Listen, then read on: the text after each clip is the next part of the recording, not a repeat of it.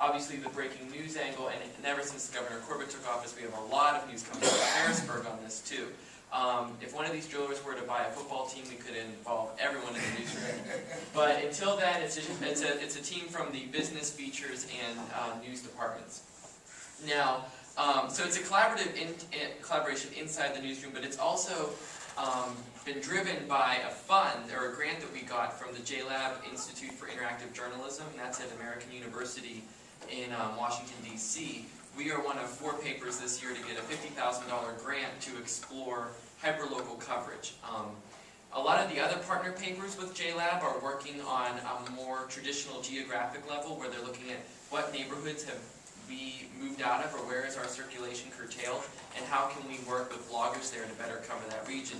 We've decided to tackle it from a topic-based perspective, and that's how we came up with pipeline and the Marcellus Shale.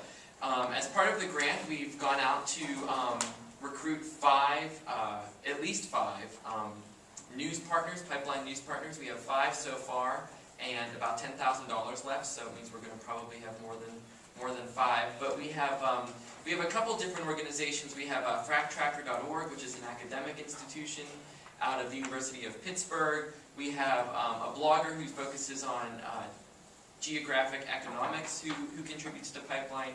The Allegheny Front is a public radio station at our local NPR affiliate who works with us.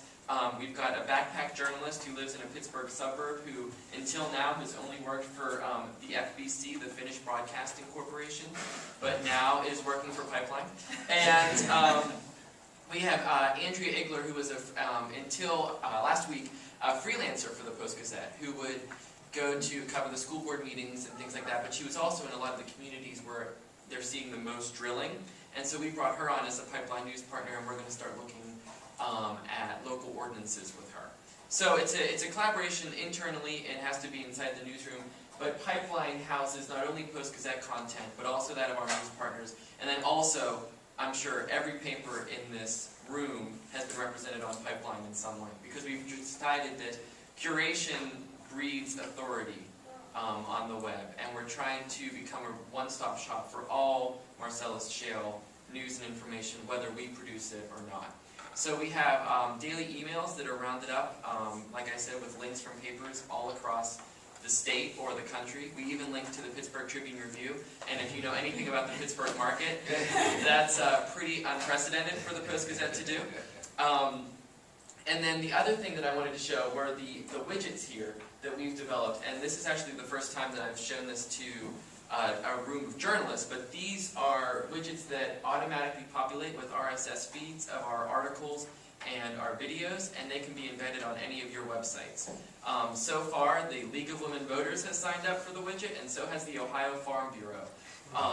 But I've talked to a couple of you in this room, so if you are interested in housing the pipeline widget on one of your sites, just let me know, and I'd be happy to set that up. It's easy and it's free. Because this, I think, is a huge national story that is playing out, like Sid always says, at a super local level, literally at the backyard level. So we're trying to take all this mountain of data that's out there, to go to the DEP website and scrape as much as we can from those indecipherable spreadsheets and turn it into an interactive Google map. Or take a look at the campaign contributions of Governor Corbett's Shale Commission and see how that might correlate with where they sit on the commission. This is, like I said, it's only been around for about 2.5 months or 3 months. But as part of the JLab mission for collaboration among local bloggers and aligning ourselves with people who are doing parallel coverage in the community, we're trying to approach the idea of mainstream coverage of a huge national story in a different way.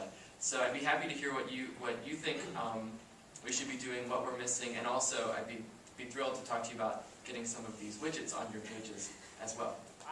There's no topic that we run that I need to run more of than Marcellus, than gas drilling. There could be 3 or 4 stories a day, and that fuels a readership that wants it.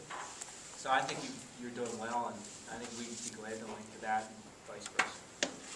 I just would like to offer a caution. I edit the paper in Montrose, where Dimick has had the whole big water supply issue, and also in Titanic.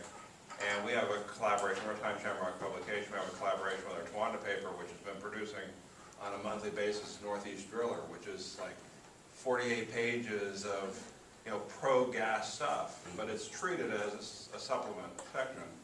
And so, my publisher got the bright idea, well, we should include it too, because we've got all these gas companies in our counties.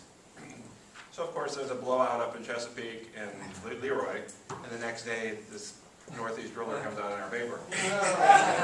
And so, we suddenly have an integrity issue. I mean, we don't have it personally with our papers because we've been all over Cabot. Chesapeake hasn't moved quite into our county yet. But it does create that difficult issue if you begin to let some of that creep in. The public has a sentiment. But what we find with our newspapers is there's the environmental side, and yes, there's the pro-gas people who really want those royalty checks. But what the public really wants is somebody down the middle that can give them honest information. Yeah. And they value both of our newspapers in the counties that I work in, as well as the Towanda and the Scranton papers, for what we do with the Marcellus Shale. But it is a difficult issue. I heard somebody say the other day that, for example, this could be the best thing to happen for preserving local farms, because that gas income that some farmers get makes the difference between having to sell to a developer and being able to stay. This is an interesting story because it got tendrils in everything. Yeah.